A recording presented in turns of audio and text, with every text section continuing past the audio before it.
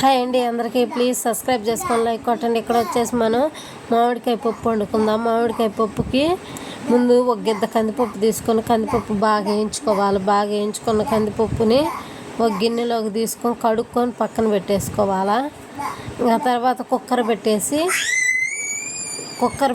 2 గ్లాసులు వాటర్ పోసుకొని దానిలో కొద్దిగా చింతపండు వేసి తర్వాత ఎర్రటి టమాటాలు ఒక 4 తీసుకొని 4 టమాటాలు తీసుకొని టమాటాలు కూడా కోసేసుకోవాలి. కోసేసుకున్న తర్వాత కొద్దిగా చింతపండు వేసుకున్నాం కదా మనం ముందే, చింతపండు టమాటాలు సన్నగా తరిగేయండి.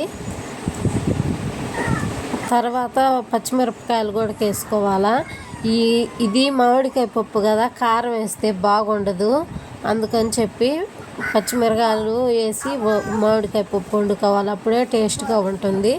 మనం ముందుగా కడుక్కున్న కందిపప్పుని వేసేసుకోవాలి. ఇప్పుడు ముందుగా కడిగి పెట్టుకున్న కందిపప్పు వేసేసుకొని ఇక్కడ పచ్చిమిరకాయలు కూడా సన్నగా తరుక్కొని వేసుకోవాలా.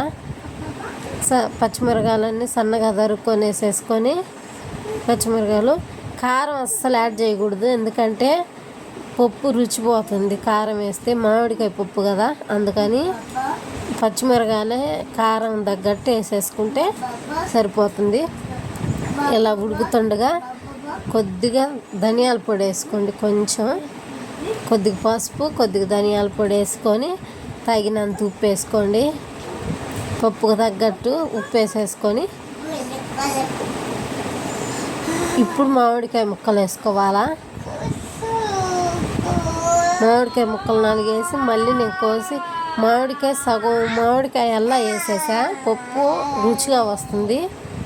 అప్పుడే బాగా ఉడికించుకొని 5-6 విజిల్స్ రానివ్వాలా. తర్వాత దించుకుంటే ఇలా వస్తుంది. తర్వాత కొద్దిగా మెదుపుకోవాలా.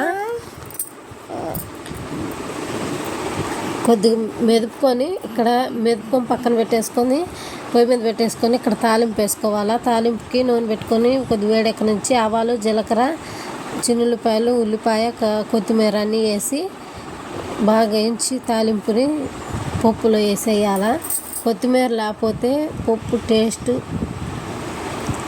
కొత్తిమీర వేస్తే సూపర్ ఉంటుంది, టేస్ట్ కూడా కదిరిపోతుంది. ఇలా ఒకసారి కొత్తిమీర మాత్రం కంపల్సరీగా వేసుకోవాలా, అప్పుడే కూర అయినా పప్పులైనా ఏమైనా రుచిగా ఉంటాయి, టేస్ట్గా ఉంటాయి. ప్లీజ్ సబ్స్క్రైబ్ చేసుకొని లైక్ కొట్టండి.